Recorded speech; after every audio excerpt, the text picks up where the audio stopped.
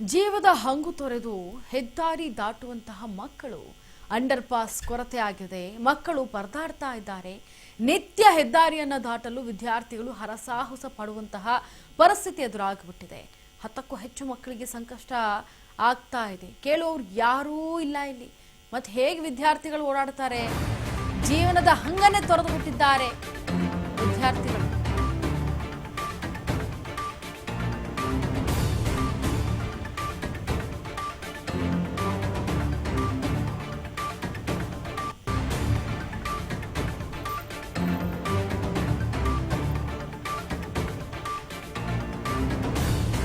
ನೋಡಿ, ಜೀವದ ಹಂಗನ್ನ ತೊರೆದು ಹೆದ್ದಾರಿಯಲ್ಲಿ ಮಕ್ಕಳು ದಾಟ್ತಾ ಇದ್ದಾರೆ ರಸ್ತೆಯನ್ನು. ಅಂಡರ್ ಪಾಸ್ ಕೊರತೆ ಇದೆ ಮಕ್ಕಳಿಗೆ.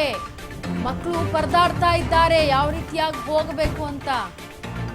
ಸದ್ಯ ಈ ಸಮಸ್ಯೆಯನ್ನ ಕೇಳೋರು ಯಾರೂ ಇಲ್ಲ. ಪ್ರತಿನಿತ್ಯ ಹೆದ್ದಾರಿ ರಸ್ತೆ ದಾಟುವಂತಹ 10 ರಿಂದ 15 ಹಳ್ಳಿಗಳ ಜನ, ಜೊತೆಗೆ ಅಲ್ಲಿನ ವಿದ್ಯಾರ್ಥಿಗಳು ಪ್ರತಿನಿತ್ಯ ದೇವನಹಳ್ಳಿ ಟು ದಾಬಸ್ಪೇಟೆಗೆ ಸಂಪರ್ಕ ಕಲ್ಪಿಸುವಂತಹ ಹೆದ್ದಾರಿ ಇದು. ಗುಂಪು ಗುಂಪಾಗಿ ಬಂದು ರಸ್ತೆ ದಾಟುವ ವಿದ್ಯಾರ್ಥಿಗಳು. ಅಪಘಾತವಾದ್ರೂ ಎಚ್ಚೆತ್ತುಕೊಳ್ಳದಂತಹ ಅಧಿಕಾರಿಗಳು. ನೆನಗುದಿಗೆ ಬಿದ್ದಿರುವಂತಹ ರಾಷ್ಟ್ರೀಯ ಹೆದ್ದಾರಿ, ಸ್ಕೈ ವಾಕ್, ಅಂಡರ್ ಪಾಸ್ಗೆ ಸ್ಥಳೀಯರು ಆಗ್ರಹಿಸ್ತಾ ಇದ್ದಾರೆ. ರಸ್ತೆ ತಡೆದು ಪ್ರತಿಭಟನೆ ಮಾಡಿದ್ರು ಸ್ಪಂದಿಸ್ತಾ ಇಲ್ಲ. ನೋಡಿ, ಗಮನಿಸ್ತಾ ಇದ್ದೀರಾ ದೃಶ್ಯಾವಳಿಗಳಲ್ಲಿ.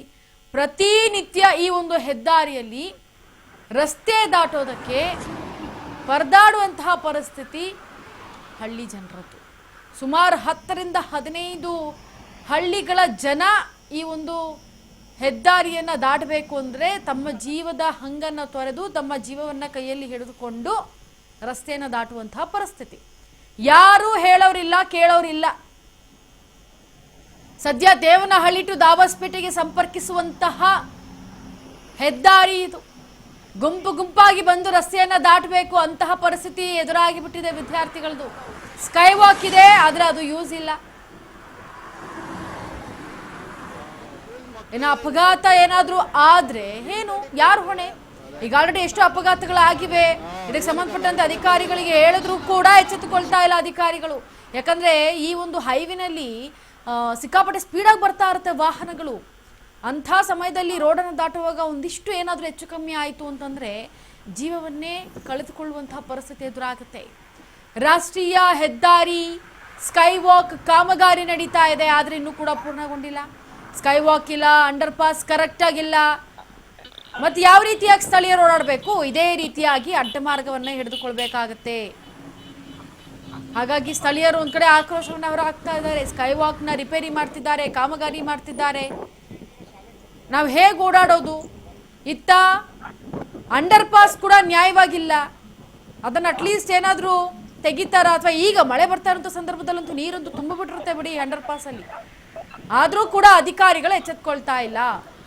ಶಾಲಾ ವಿದ್ಯಾರ್ಥಿಗಳು ಪರದಾಡುವಂತಹ ಪರಿಸ್ಥಿತಿ. 10 ರಿಂದ 20 ಹಳ್ಳಿಗಳಲ್ಲಿ ಜನ ಓಡಾಡುವಾಗ ಆ ರಾಷ್ಟ್ರೀಯ ಹೆದ್ದಾರಿ ಏನಿದೆ ಅದನ್ನು ದಾಟಿಕೊಂಡೇ ಹೋಗುವಂತಹ ಪರಿಸ್ಥಿತಿ. ಒಂದು ವೇಳೆ ಅಪಘಾತ ಏನಾದರೂ ಸಂಭವಿಸಿದ್ರೆ, ಹಿಂದೆ ಅಪಘಾತ ಕೂಡ ಸಂಭವಿಸಿದೆ ನೋಡಿ. ಆ ಒಂದು ಸ್ಕೈ ವಾಕನ್ನು ಗಮನಿಸ್ತಾ ಇದ್ದೀರಾ ಎಷ್ಟರ ಮಟ್ಟಿಗೆ ಇದೆ ಸ್ಕೈ ವಾಕ್ ಅಂತ. ಹೇಗೆ ಹೋಗೋಕ್ಕಾಗತ್ತೆ? ಮಕ್ಕಳು ಆಗಲಿ ಸರಿ, ಹೇಗೆ ಹೋಗೋಕ್ಕಾಗತ್ತೆ? ಅಲ್ಲಿ ದೊಡ್ಡವರೇ ಹೋಗೋಕ್ಕಾಗಲ್ಲ, ಮಕ್ಕಳು ಹೇಗೆ ಹೋಗ್ತಾರೆ? ವಿದ್ಯಾರ್ಥಿಗಳು ಶಾಲೆಗೆ ಹೋಗಬೇಕು ಅಂತಂದರೆ ಅಟ್ಲೀಸ್ಟ್ ಸ್ಕೈ ವಾಕ್ ಕಾಮಗಾರಿ ಆದರೂ ಪೂರ್ಣಗೊಳಿಸ್ತಾರಾ? ಅದೂ ಇಲ್ಲ. ಅಂಡರ್ ಪಾಸ್ ಆದರೂ ಅಟ್ಲೀಸ್ಟ್ ನೀಟಾಗಿ ಇಟ್ಟಿದ್ದಾರಾ? ಅದೂ ಇಲ್ಲ. ಯಾವ ಕಾಮಗಾರಿಯೂ ನಡೀತಾ ಇಲ್ಲ. ಸುಮ್ಮನೆ ಹೆಸರಿಗಷ್ಟೇ ಕಾಮಗಾರಿ ಅಂತಂದ್ರೆ ಹೇಗೆ? ಸ್ಕೈ ವಾಕ್ ಮಾಡ್ತಾ ಇದ್ರು, ಯಾವ್ದೋ ಗಾಡಿ ದೊಡ್ಡ ಗಾಡಿ ಬಂದು ಅಂತ ಹೇಳ್ಬಿಟ್ಟು ಹೊಡೆದ್ಬಿಟ್ಟು ಸ್ಟಾಪ್ ಮಾಡಿದ್ದಾರೆ. ಸ್ಕೈ ವಾಕ್ ಇಂದ ನಮ್ಗೆ ಅಂಡರ್ ಪಾಸ್ ಮೈನ್ ಮುಖ್ಯ ಮಾಡ್ಬೇಕಾಗಿರೋದು. ಇಲ್ಲಿ ಸ್ಕೈ ವಾಕ್ ಅಷ್ಟೊಂದು ಇಲ್ಲ, ಇಲ್ಲಿ ಮೈನ್ ಅಂಡರ್ ಪಾಸ್ ಬೇಕಾಗಿರೋದು. ಮತ್ತೆ ಬೆಳಗ್ಗೆ ಸ್ಕೂಲ್ ಮಕ್ಕಳು ನಾವು ನೋಡ್ತಾಟಕ್ ಭಯ ಆಗಿ ನಾವೇ ಕೆಲಸ ಕಾರ್ಯ ಬಿಟ್ಟು ಕರ್ಕೊಂಡು ಹೋಗ್ತಿದ್ದೀರಿ. ಅದರಿಂದ ಭಾರಿ ತೊಂದರೆ ಆಗೈತೆ ನಮ್ಗೆ. ಪ್ರತಿಭಟನೆ ಎಲ್ಲ ಮಾಡಿದ್ರೆ ಏನಾಯ್ತು? ಅದೇನು ಇಲ್ಲ ಸರ್, ಯಾರು ಎಚ್ಚೆತ್ಕೊಂಡಿಲ್ಲ. ಪ್ರತಿಭಟನೆ ಮಾಡಿದ್ರು, ಪಂಚಾಯತಿ ಕಡೆಯಿಂದ ಪ್ರತಿಭಟನೆ ಮಾಡಿದ್ರು. ಎಲ್ಲ ಆಕ್ಸಿಡೆಂಟ್ ಆಗಿದೆ, ಮಕ್ಕಳೆಲ್ಲ ಒಂದಿಬ್ಬರು ಮಕ್ಕಳು ದೂರ ಹೋದ್ರಿಲ್ಲ, ಸ್ಪಾಟ್ ಆಗಿ ದೂರ ಹೋಗಿದ್ದಾರೆ. ಅದ್ರ ಬಗ್ಗೆ ಯಾರು ಇನ್ನು ಎಚ್ಚೆತ್ಕೊಂಡಿಲ್ಲ ಸರ್. ಇನ್ನು ಅಧಿಕಾರಿ ನಿರ್ಲಕ್ಷ್ಯ ಅದೇ ಅದ್ರ ಬಗ್ಗೆ ಬೇರೆ ಗೊತ್ತಾಗಿದೆ ಸರ್. ಅದು ಅಧಿಕಾರಿಗೆ ಆದಷ್ಟು ಬೇಗ ರೆಡಿ ಮಾಡಿಸ್ಕೊಡ್ಬೇಕು ಅಂತ ಕೇಳ್ತಾ ಇದ್ದೀವಿ ಸರ್. ಅದು ಸ್ಕೈ ವಾಕ್ ಅವಶ್ಯಕತೆ ಇಲ್ಲ. ಮೇನು ನಮ್ಗೆ ಅಂಡರ್ ಪಾಸ್ ಬೇಕು, ಇಲ್ಲಿ ಬೇಕಾದ್ರೆ ಸರ್ವಿಸ್ ರೋಡ್ ಇಲ್ಲ. ಇಲ್ಲಿ ಮಕ್ಕಳು ಬಾರಿ ತೊಂದರೆ ಆಗ್ತದೆ, ಜಾಸ್ತಿ ತೊಂದರೆ ಆಗ್ತದೆ.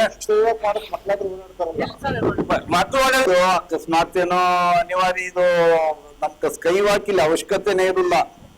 ನಮ್ಗೊಂದು 8 ಅಡಿ ಅಂಡರ್ ಪಾಸ್ ಕೊಟ್ಟಿದ್ರೆ ನಮ್ಗೆ ಏನು ಇದು ಸ್ಕೈ ವಾಕ್ ಅವಶ್ಯಕತೆ ಇಲ್ಲ. ಮೇನ್ ನೋಡ್ರಿ, ಅಯ್ಯೋ ಆವಾಗ ರೋಡ್ ಪ್ಲಾನಿಂಗ್ ಮಾಡ್ಬೇಕಾದ್ರೆ ಅಲ್ಲಿ ಹೈವೇ ಇಂದನು ಆಮೇಲೆ ಅಲ್ಲಿ DC ಆಫೀಸ್ ಮುಂದೆ ಬಿಡ್ಜು, ಮತ್ತೆ ಇಲ್ಲಿ ನಮ್ಮ ಸೋಲು ಗೇಟ್ ಅಲ್ಲಿ ಬಿಡ್ಜು, ಇವೆರಡಕ್ಕೂ ಒಂದು ಸೈಡ್ ಒಂದು ರೋಡ್ ಕೊಟ್ಬಿಟ್ಟಿದ್ರೆ ನಮ್ಗ ಯಾವುದೇ ತೊಂದರೆ ಇರ್ತಿಲ್ಲ. ಅವ್ರ ಅವಶ್ಯಕತೆನೂ ಇರ್ತಿಲ್ಲ.